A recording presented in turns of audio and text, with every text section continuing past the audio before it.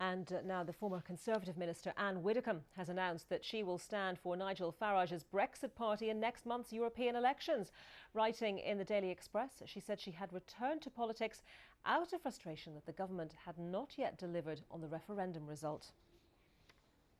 And we can speak to Anne Widdecombe now, who joins us from Westminster.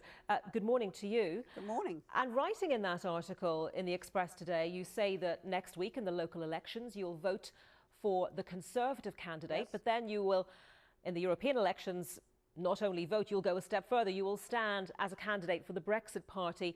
Why, after a political lifetime of voting Conservative, are you doing this? Total frustration. I mean, Britain is an international laughingstock. Parliament's just beyond parody. And the whole nation is fed up to the back teeth and just wants a resolution.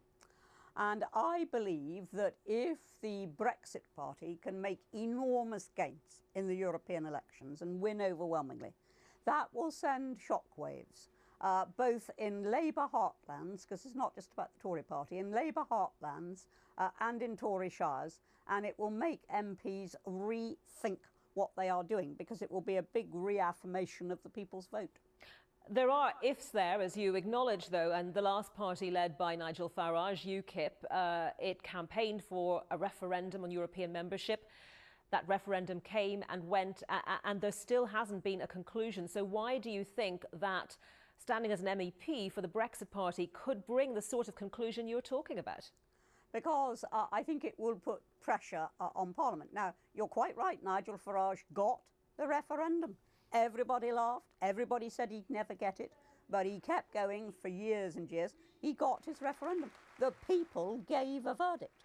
Because Parliament is not in sympathy with that verdict, it's been trying to frustrate it ever since. And I think what you need to do is to send a very loud warning shot across their bows and to say to both major parties, both of whom stood on manifestos which said they were going to deliver Brexit, to say, look, if you don't actually get on with that and do it and get back to sensible politics, then this is going to be the results and your seats could be in danger.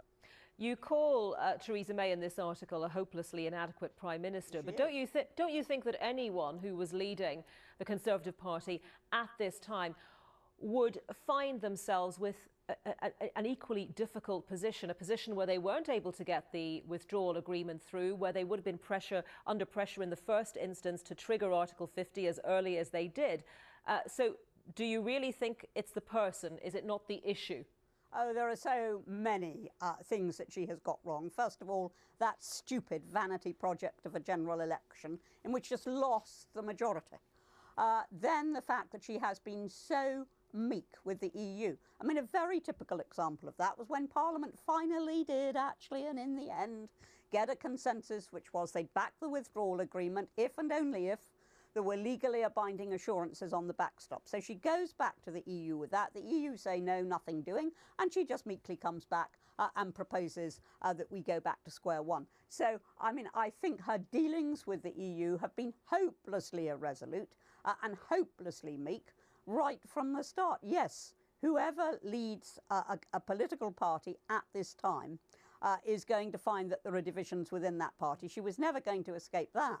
But a bit of resolute handling early on could have made all the difference. We'd be out by now. You famously described your then Conservative colleague, Michael Howard, as having something of the night about him. How do you describe Nigel Farage? I don't think I have to describe Nigel except to say the results speak for themselves. He got his referendum. He won his referendum. I think he is somebody to be very proud of. And can you ever see yourself voting Conservative again? Well, as I say, I'm standing in these European elections. A lot depends what happens. If we have Brexit, then there won't be any need for a Brexit party. But if we don't, then that will raise questions for the future. At the moment, I'm voting Conservative in the local elections. I am voting and standing for and campaigning very hard for the Brexit Party and to just speak, one of many speaking for a nation that is thoroughly fed up when it comes to the Euro elections. We shouldn't even be having these Euro elections. We should have gone by now. Anne Widdecombe, thank you very much for your time.